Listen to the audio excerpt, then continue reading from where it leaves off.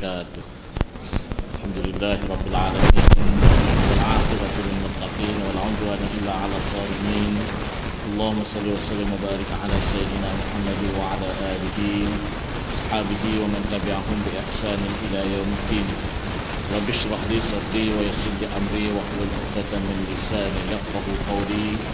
Subhanaka la 'ilma lana illa ma 'allamtana innaka antal 'alimul hakim. ولا حول ولا قوة إلا بالله العلي العظيم. ربنا زدنا علما وارزقنا فهما. ربنا عليك توكلنا وإليك أنبنا صنف رحمه الله تعالى ونفعنا بعلومه.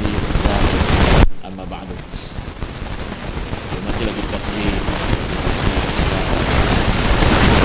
dan Bilal ahli jawatan kuasa dengan masyarakat setempat. Tuan-tuan, puan-puan muslimin dan muslimat yang dirahmati dan dikasihi Allah sekalian.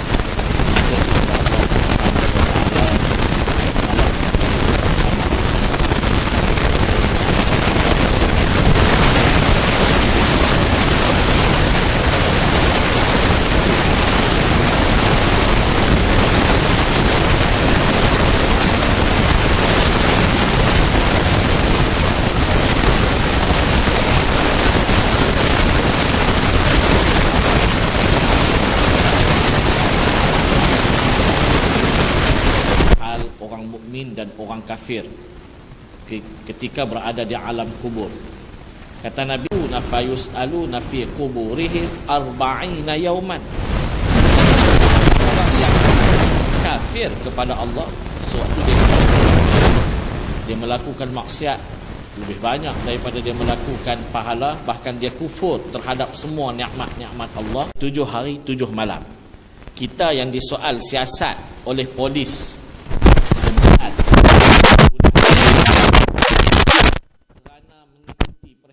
haram pun ketak lutut, apatah lagi 7 hari 7 malam, 40 hari 40 malam tidak ada rehat. Tidak ada rehat untuk makan, tidak ada rehat. Al-fikru, ataupun di dalam bahasa kita, bagaimana menjalankan akal. Akal yang Allah ciptakan kepada kita ini, apa fungsi sebenarnya? Ini kitab sebut ni. Apa sepatutnya kita gunakan akal yang dianugerahkan kepada kita oleh Allah Subhanahu wa taala. Kalau nak dibezakan dengan binatang, manusia ini diberinya akal. Bermakna sesuatu nak dibuat itu mesti menggunakan akal, berfikir terlebih dahulu. Berbeza dengan binatang yang sesuatu yang dibuat itu tidak pernah difikirkan oleh mereka. Sebab itulah dalam kitab dia menyebut bahawa akal ini gunanya untuk menelek pada pekerjaan kerana menuntut akan yang baik atau yang terlebih baik. Maksudnya akal ini gunanya untuk menelek. Untuk menelek ni melihat sesuatu benda sampai ke pengetahuan kita yang buat benda tu Allah. Akal ni guna dia untuk melihat alam ciptaan Allah, untuk melihat segala-gala yang ada di hadapan mata, dan sampai di akal kita ini yang buat itu hanyalah Allah Subhanahu wa taala. Tuan-tuan yang dirahmati Allah sekalian, sebab itulah akal ini bukan hanya digunakan untuk kita menghafaz sesuatu. Kita nak hafal Quran, bukan guna akal untuk menghafaz sahaja. Kita nak menghafaz doa, bukan gunanya akal ini untuk kita menghafaz semata-mata. Kalaulah akal ini gunanya untuk menghafaz, mampu manakah tuan-tuan yang dah berumur 40, 50, 60, 70 untuk menghafaz? Mungkin kalau saya bagi sepotong ayat Al-Quran untuk tuan-tuan menghafaz, tuan-tuan akan sebut, kami tak mampu lagi nak menghafaz kerana akal kami sudah tumpul. Lainlah kalau ustaz bagi ayat ini kepada cucu kami yang baru berumur 7 tahun. Mungkin akal mereka pada waktu itu tajam. Itu kata kita.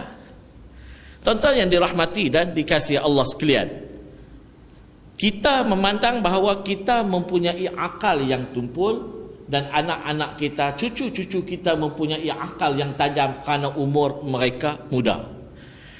Tapi apa yang disebut oleh kitab Jauhirul Mauhub ni, akal ni guna dia bukan untuk menghafaz, bukan untuk ingat, tapi untuk menelek dan menilai sesuatu benda ataupun Tuhan ciptakan alam ini, bagaimana kita memikir terhadap apa jua yang berlaku, baik ataupun buruk yang Tuhan buat, semuanya kehendak Allah Subhanahu wa taala. Sebab itulah akal ni bukan guna untuk menghafaz.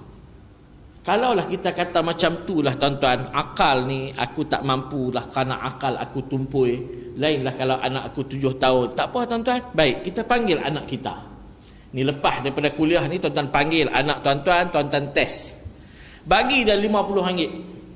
Bagi tahu pada dia, cik sat lagi ni pergi di kedai beli gula 2 kilo. Tuan-tuan bagi tahu pada dia. Kemudian beli kopi. Beli kopi tu cap kerih, jangan beli cap bulan, beli cap kerih. Kemudian kita kata beli tepung gandum 2 kilo. Kemudian kita kata beli sardin 2 tin. Kemudian balik singgah di kedai mamak sebelah tu beli roti canai 5 keping, roti Arab 5 keping. Kemudian balik pula singgah di rumah jiran sebelah, minta barang yang ayah pesan pada makcik sebelah, suruh beli. Tuan-tuan bagi duit. Agak-agak anak tuan-tuan ni, dia akan pergi kedai terus ke ataupun apa tindakan dia? Saya tak tahulah anak tuan-tuan. Tapi kalau anak saya, dia patah balik. Cuba abah bagi tahu sekali lagi, apa barang yang nak dibeli. Biasanya budak-budak akan tanya, cuba sekali lagi bagi saya tulis apa barang yang nak dibeli. Adakah pada waktu itu kita nak kata anak-anak saya ni umur 7 tahun akal dia tumpul? Kalau budak yang umur 7 tahun akal dia tumpul, kita tok wan dia teruk lagi. Bermakna tuan-tuan, akal ni bukan gunanya untuk menghafaz, tapi akal ni ulama sebutlah gunanya untuk menilai, menelek semua kejadian yang Allah Subhanahu wa taala berikan kepada kita.